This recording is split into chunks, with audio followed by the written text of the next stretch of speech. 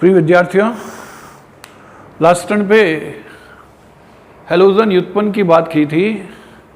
एल्केनों के हैलोजन व्युत्पन्न में मोनोहैलोजन, डाईहैलोजन, ट्राईहैलोजन, टेट्राहैलोजन व पॉलीहैलोजन व्युत्पन्नों का जिक्र किया है। उसी के कंटिन्यूएशन में अपन ने बेंजाइलिक हैलाइड शुरू किया था और बेंजाइलिक हैलाइड का एक उदाहरण करके उसका साधारण नाम IUPAC नाम लिखा था। जिस तरीके से एलिलिक हैलाइड को पढ़ा है उसी प्रकार बेंजिलिक हैलाइड में भी 1 डिग्री, 2 डिग्री और 3 डिग्री बेंजिलिक हैलाइड हो सकते हैं। जैसा कि लास्ट टर्न पे समझाया था, किसी एरोमेटिक समूह से sp3 संकरित कार्बन के साथ में अगर हैलोजन परमाणु सीधा जुड़ा है तो वह बेंजिलिक हैलाइड कहलाता है। जैसे बेंजीन के एक हाइड्रोजन का प्रतिस्थापन मैथिल से होने पर टॉलिन हो जाता है और टॉलिन के एक हाइड्रोजन का प्रतिस्थापन क्लोरीन से होने पर यह बेंजिल क्लोराइड कहलाता है, जिसे अपन ने IUPAC नाम के रूप में क्लोरो फेनिल मैथेन लिखा था। यहां 1 लिखना जरूरी नहीं है, 1 क्लोरो 1 फेनिल मैथेन भी लिख सकते हैं और 1 नहीं लिखें तो भी चल सकता है। इसे लास्ट टर्न पे समझाया था। यह कार्बन sp3 संकरित अवस्था में है और यह एरोमेटिक समूह है। यह 1 डिग्री का उदाहरण है प्राथमिक बेंजिलिक हैलाइड। इसी प्रकार अगर इस कार्बन के साथ में एक मैथिल समूह जुड़ा हुआ हो तो यह sp3 संकरित कार्बन 2 कार्बन से बंधित है।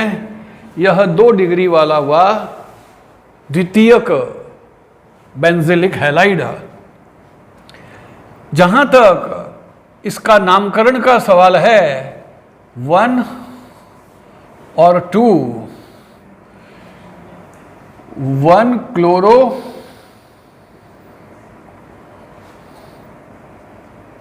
1 फेनिल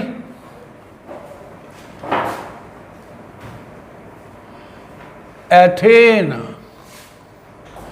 या लॉन्गेस्ट चेन 2 कार्बन की है, इसलिए यह एक द्वितीयक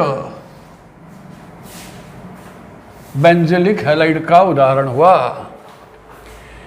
ऐसा भी संभव है कि इस कार्बन के साथ में एक इथाइल ग्रुप जुड़ा हुआ हो तो यहां 2 कार्बन ये और तीसरा ये sp3 है, सीधा बेंजीन वाले से जुड़ा हुआ है। 1, 2 और 3, 1 क्लोरो 1 फेनिल प्रोपेन, यह भी एक द्वितीयक का उदाहरण है। यदि बेंजिलिक कार्बन जो sp3 संकरित अवस्था में है उसके साथ में कोई 3 कार्बन जुड़े हुए हों और हैलोजन सीधा उससे जुड़ा हुआ हो तो यह 3 डिग्री बेंजिलिक हैलाइड कहलाता है। यहां लॉन्गेस्ट चेन चाहे इधर से करो चाहे इधर से वही नाम आएगा। 2 क्लोरो 2 फेनिल प्रोपेन, यह एक तृतीयक बेंजिलिक हैलाइड है, 3 डिग्री बेंजिलिक हैलाइड है। यहां एक और उदाहरण ले सकते हैं ये बेंजिलिक कार्बन है, इसके साथ में हैलोजन जुड़ी हुई है। अगर एक मैथिल और एक एथिल, एथिल को मैं अगर ऐसे लिखूं खोल करके, तो यह इस छोर से ब्रांच निकट है। 4 कार्बन की एल्केन ब्यूटेन है, 2 क्लोरो, 2 फेनिल ब्यूटेन। यह एक 3 डिग्री वाला बेंजिलिक हैलाइड है। इसी प्रकार अगर बेंजिलिक कार्बन के साथ में दोनों एथिल समूह जुड़े हुए हों,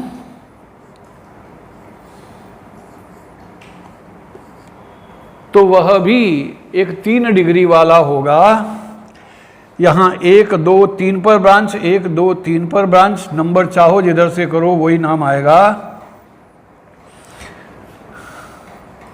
3 क्लोरो, 3 फेनिल पेंटेन। यह 3 डिग्री वाला बेंजिलिक हैलाइड है। इस प्रकार एलिलिक हैलाइड की तरह बेंजिलिक हैलाइड भी प्राथमिक, द्वितीयक व तृतीयक प्रकार के संभव हैं। नेक्स्ट शुरू कर रहे हैं aryl halide.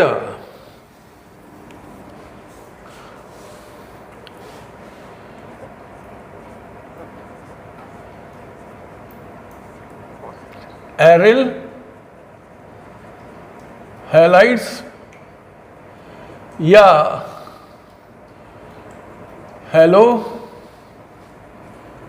Arenes.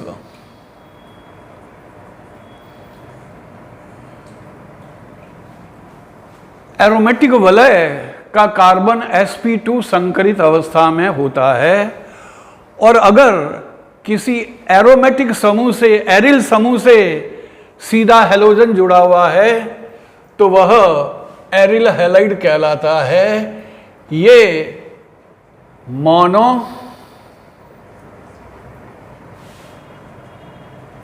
Die, try व पॉली हेलो एरीन्स हो सकती है। जैसा कि नाम है मोनो, जिसमें एरोमेटिक समूह का एक हाइड्रोजन, एरोमेटिक हाइड्रोकार्बन का एक हाइड्रोजन किसी हैलोजन से प्रतिस्थापित हुआ है, इसे सामान्य सूत्र के रूप में ArX कह सकते हैं। X यहां पर फ्लोरीन, क्लोरीन, ब्रोमीन या आयोडीन हो सकती है। अगर फ्लोरीन जुड़ी है तो यह फ्लोरोबेंजीन कहलाता है। अगर क्लोरीन जुड़ी है तो यह क्लोरोबेंजीन कहलाता है। अगर ब्रोमीन जुड़ी है तो यह ब्रोमोबेंजीन कहलाएगा, तथा यदि आयोडीन जुड़ी हुई है सीधी बेंजीन वलय से तो यह आयोडोबेंजीन कहलाता है। सामान्य भाषा के रूप में अगर इनको अपन नाम करें एरिल हैलाइड के रूप में, तो phenyl fluoride, phenyl chloride, phenyl bromide, phenyl iodide, सामान्यतः इन नामों को अपन लेते नहीं है काम में, इनको अपन इन्हीं नामों से पुकारते हैं। यहां मोनोहेलोजन व्युत्पन्न जो एरोमेटिक यौगिकों के हैं उसमें एरोमेटिक रिंग में कोई प्रतिस्थापी समूह भी उपस्थित हो सकता है। जैसे यहां मैथिल, अगर बेंजीन में मैथिल जुड़ा है तो टॉलिन कहलाता है। और 11th में पढ़ चुके हैं, एक दूसरे के निकट वाली ऑर्थो पोजीशन है, एक छोड़कर आगे वाली मेटा पोजीशन है, और एक दूसरे के सामने वाली पैरा पोजीशन है। Ortho chloro टॉलिन। जहां तक IUPAC नाम का सवाल है, दोनों में जो अंग्रेजी के वर्णक्रम में पहले आता है अंकन उसको देंगे वरीयता, और उसके अनुसार नामकरण करेंगे। 1 क्लोरो 2 मैथिल बेंजीन, यह इसका IUPAC नाम हुआ। इसे मेटा क्लोरो टॉलुइन कहते हैं। IUPAC नाम देने के लिए इसे 3 मैथिल, पहले अल्फाबेटिकल में C पहले आता है, 1 क्लोरो 3 मैथिल बेंजीन, यह IUPAC नाम है। और यह पैरा क्लोरो टॉलिन कहलाती है, जिसके IUPAC नामकरण करने के लिए क्लोरो को 1 नंबर देंगे, 1 क्लोरो 4 मैथिल बेंजीन। इस प्रकार प्रतिस्थापियों को अंग्रेजी के वर्ण क्रमानुसार लिखते हैं, और यहां अंकन उस छोर से करते हैं जिस छोर से अंग्रेजी के वर्णक्रम में जो भी प्रतिस्थापी निकट होगा। ये जरूरी नहीं है कि हैलोजन नंबर 1 पर हो, वो 1 पर हो भी सकता है और नहीं भी हो। जैसे यहां देखते हैं, यहां एक CH3 डाल दिया और यहां एक C2H5 डाल दिया। यह भी मोनोहेलोजन व्युत्पन्न है एरोमेटिक यौगिकों का, एरिल हैलाइड का। इसमें अंग्रेजी के वर्ण क्रम में ये मैथिल का M, ये C2H5 एथिल, और ये ब्रोमीन का B। तो अंग्रेजी के वर्ण क्रम में B पहले आता है नंबर 1।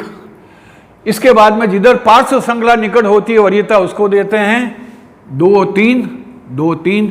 जब दोनों छोर से पार्श्व श्रृंखला समान स्थिति पर है तो अंग्रेजी के वर्ण क्रम में E पहले आता है, तो अंकन इधर से होगा 3 4 5 और 6। इसका नाम हुआ 1 ब्रोमो 3 एथिल 5 मैथिल बेंजीन। इस तरीके से कोई प्रतिस्थापी समूह हो सकता है। हाँ, जो 11 में क्रियात्मक समूह की वरीयता टेबल पड़ी है, वो क्रियात्मक समूह है तो कोई हैलोजन को वरीयता नहीं है, उसके अनुसार उसका नामकरण करते हैं। मगर यहाँ अपन केवल हैलोजन व्युत्पन्नों की बात कर रहे हैं, इसलिए केवल हैलोजन के उदाहरण दिए हैं। डाई हैलोजन व्युत्पन्न में एरोमेटिक वलय में 2 हैलोजन उपस्थित हो सकते हैं।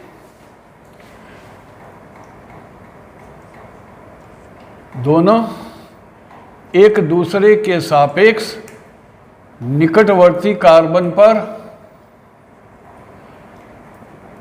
एक छोड़ करके अगले कार्बन पर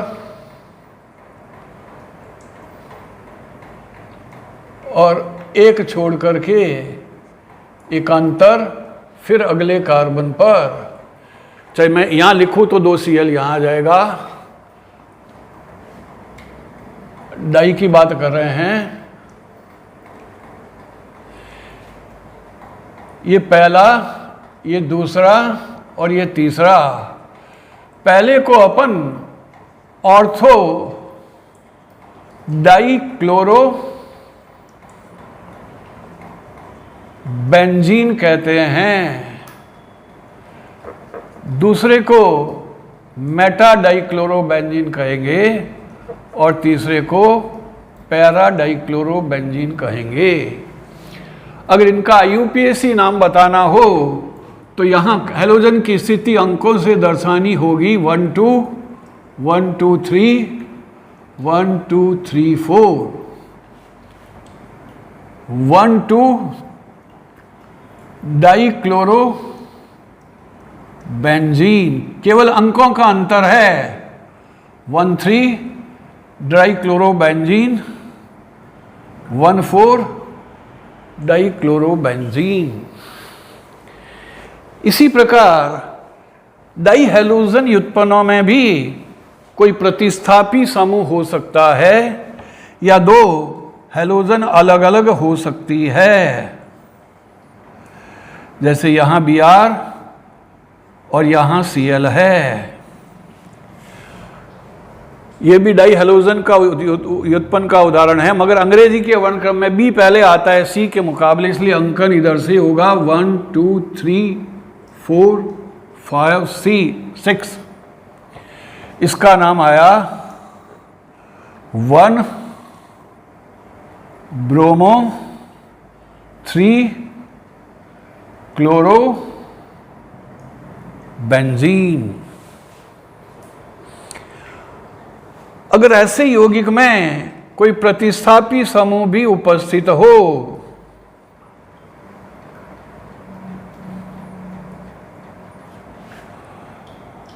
जैसे आयोडीन क्लोरीन,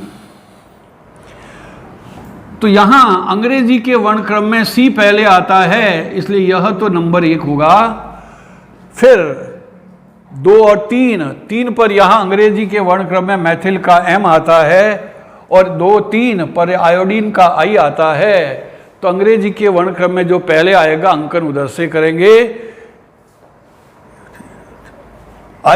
JKLM I पहले आएगा, 1 2 3 4 5 और 6। 1 chloro 3 iodo 5 methyl benzene.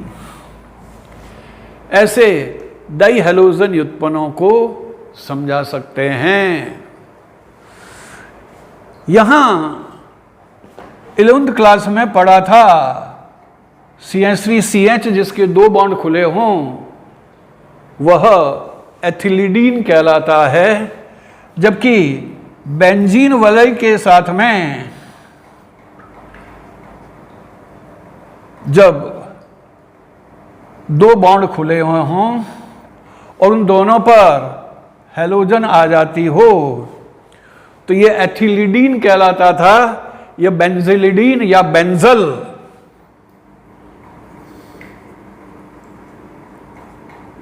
Benzylidene dichloride या बेंजल BENZAL बेंजल डाइक्लोराइड।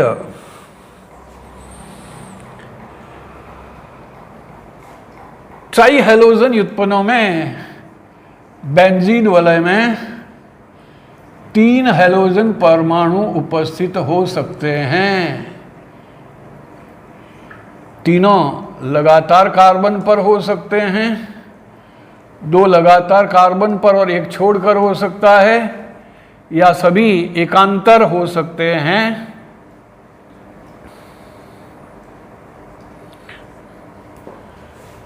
केवल अंकों का अंतर है, स्थिति का अंतर है। एक बात ध्यान रखिए, ऑर्थो, मेटा व पैरा केवल 2 प्रतिस्थापियों के लिए लागू करते हैं।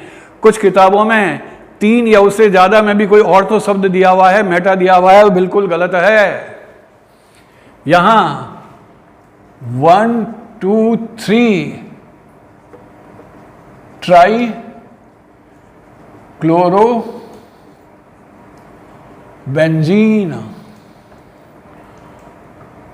1 2 3 1 2 3 4 1 2 4 ट्राइक्लोरोबेंजीन, 1 2 3 4 5 6, तो यह आया 1 3 5 ट्राइक्लोरोबेंजीन।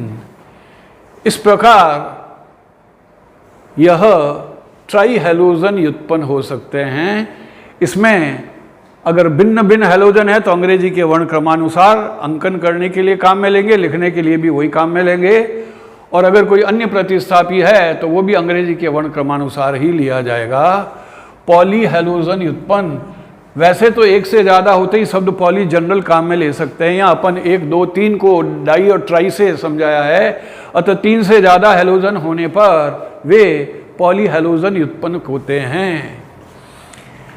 जैसे बेंजीन C6H6 है और उसके सभी 6 हाइड्रोजन परमाणुओं का प्रतिस्थापन क्लोरीन से हो जाता है। ध्यान से सुनना, यह बेंजीन हेक्साक्लोराइड नहीं है, इसे हेक्सा क्लोरो बेंजीन कहेंगे। यहां अंक दिखाने की जरूरत नहीं है 1 2 3 4 5 6, क्योंकि इसके अलावा कोई संयोजकता खुली नहीं है। मगर यदि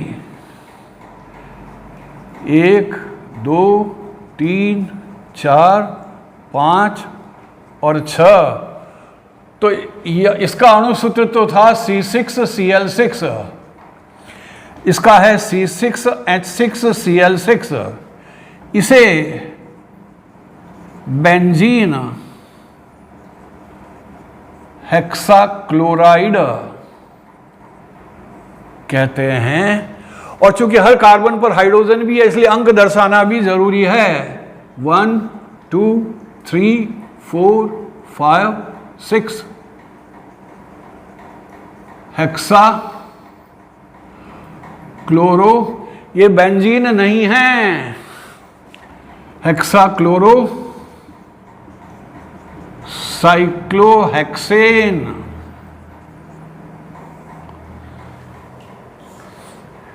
आगे बेंजीन के रासायनिक गुणों में 11वीं क्लास में आपने पढ़ा है, तो यहां बेंजीन हेक्साक्लोराइड और हेक्साक्लोरोबेंजीन में अंतर आ जाना चाहिए।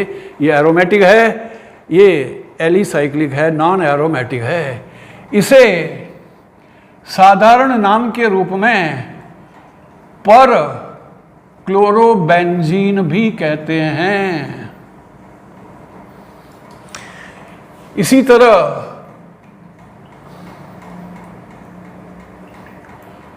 हर हाइड्रोजन का प्रतिस्थापन फ्लोरीन से हुआ है। यह पर फ्लोरो बेंजीन कहलाता है, जिसे सामान्य भाषा में पर फ्लोरोबेंजीन और IUPAC में हेक्सा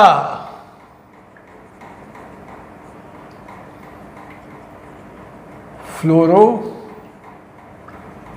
बेंजीन कहते हैं। इस प्रकार अपन पॉलीहैलोजन व्युत्पन्नों को भी समझा सकते हैं।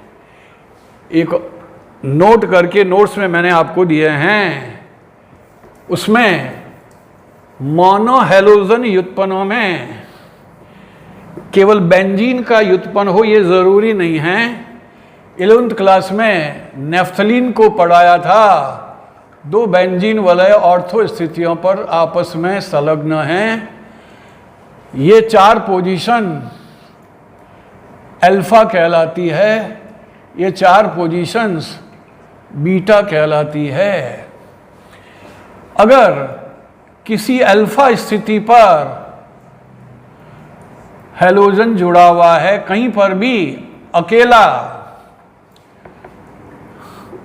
अल्फा नेफ्थाइल क्लोराइड साधारण नाम है और अंकन हमेशा अल्फा से करते हैं। 1 2 3 4 5 6 7 8 9 और 10 पर कोई हाइड्रोजन है ही नहीं, इसलिए कोई प्रतिस्थापी नहीं होगा। जहाँ तक IUPAC नाम का सवाल है, 1 क्लोरो नेफ्थलीन, यह IUPAC नाम है। इसी प्रकार अगर एक ही हैलोजन बीटा स्थिति पर उपस्थित हो